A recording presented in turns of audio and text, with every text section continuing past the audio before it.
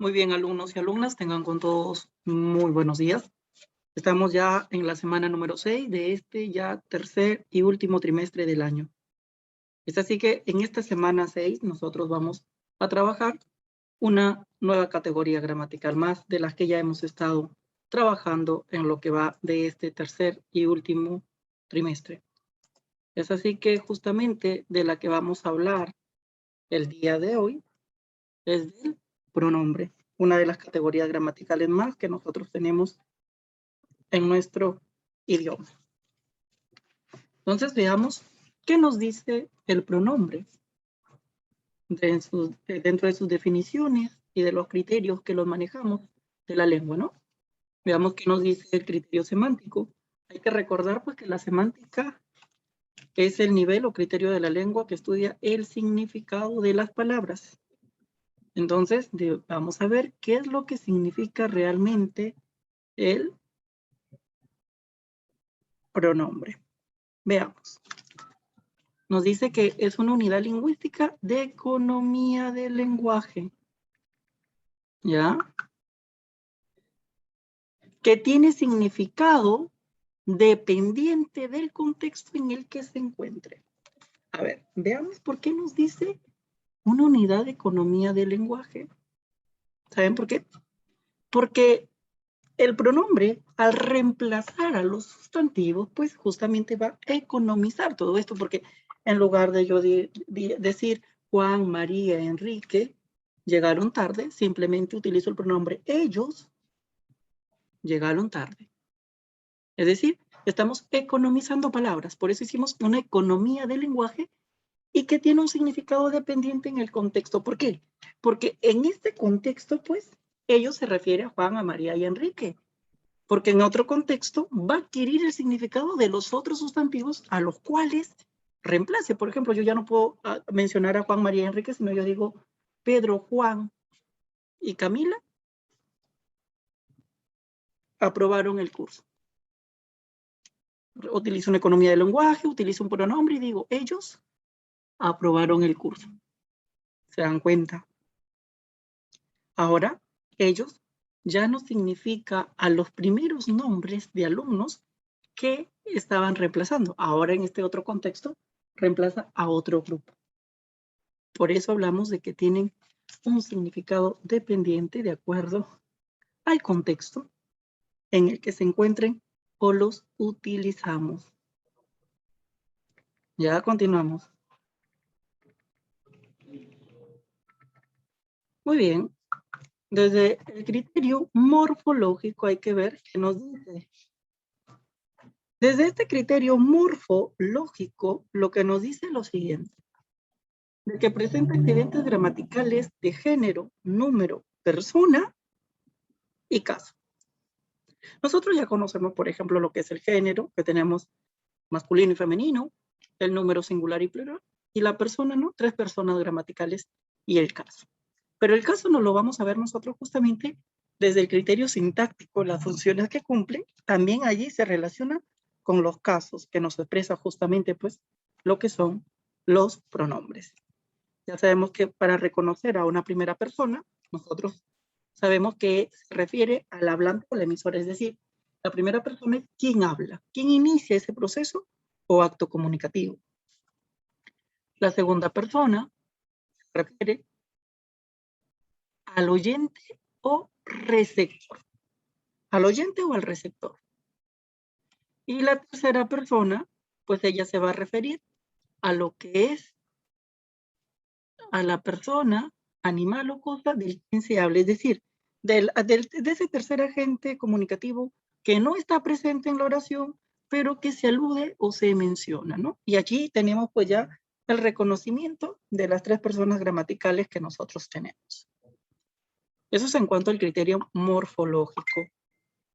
En cuanto al criterio sintáctico, como yo les decía, pues tenemos lo siguiente, ¿no?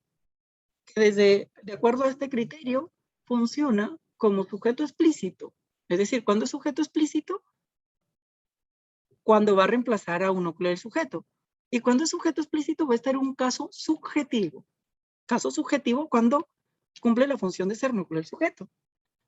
Va a funcionar como objeto directo y objeto indirecto. Hay que recordar que a los objetos directos nosotros los reemplazamos por los pronombres lo, los o la, las, y los objetos indirectos por el pronombre le. Por lo tanto, cuando cumplan funciones de objeto directo e indirecto, va a estar en un caso objetivo. Y va a funcionar como término de un sintagma preposicional, y allí, en ese entonces, cuando sea un término de un sintagma preposicional, va a estar en un caso terminal. Es decir, vamos a encontrar al pronombre que finaliza la oración. Y sintagma preposicional se le conoce porque va a ir precedido por una preposición. Por eso hablamos en este aspecto. Entonces, aquí hemos visto las definiciones de los pronombres, que es lo que nos dicen, ¿no? Continuamos. Ahora veamos el caso subjetivo, ¿no? ¿Cómo funciona? Cuando funciona como sujeto explícito, les decía, ¿no? Es decir, cuando cumple la función de ser un núcleo del sujeto. El caso objetivo, cuando funciona como objeto directo o objeto indirecto. Y el caso terminal, va a estar en un caso terminal, pues, cuando es término de un sintagma preposicional. Y ya les indicaba, ¿no? Un sintagma preposicional se le conoce porque el pronombre va a estar precedido de una preposición y justamente va a tener que terminar en un pronombre. Pero también hay que hacer la siguiente aclaración, que por ejemplo, los pronombres conmigo, contigo y consigo, ellos no necesitarían ser acompañados por una preposición para que cumplan este caso terminal, porque ellos ya tienen incluido en su estructura a la preposición, ¿cierto? Es decir, conmigo, contigo y consigo. Que la preposición que está incluido morfológicamente en el pronombre es la preposición con. Entonces, ellos, cuando están en caso terminal, no van a necesitar de justamente ser acompañados por una preposición. Solo ellos, ¿ya? Conmigo, contigo y consigo. Continuamos. Ahora, veamos, miren, ¿ve? Él la compró para ti. Tengo la oración. ¿Quién la compró para ti? Él. Él, allí es un pronombre. Y entonces, como él es un pronombre, y este él está que cumple la función de ser un núcleo de sujeto, por lo tanto, allí él está en un caso subjetivo, ¿no? Caso subjetivo. La compró para ti. Ese la compró para ti está funcionando como un objeto directo. Por lo tanto, allí ese la, al ser un objeto directo, estaría en un caso objetivo. ¿Cierto? Y para ti, miren, para, preposición, ti, pronombre. Término de un sistema preposicional. Para ti. Entonces, en esta oración, hemos observado justamente cómo es que el pronombre está cumpliendo cada caso y a la vez las funciones que cumple, ¿no? Cumple la función de ser un sujeto explícito, está en caso subjetivo. Cumple la función de ser un objeto directo, está en caso objetivo. Cumple la función de ser de parte de un sintagma preposicional, está en caso terminal. En caso terminal. Entonces, aquí es como nosotros pues, observamos de que el pronombre cumple estas funciones desde el criterio sintáctico, por supuesto. Continuamos. Ahora con lo siguiente.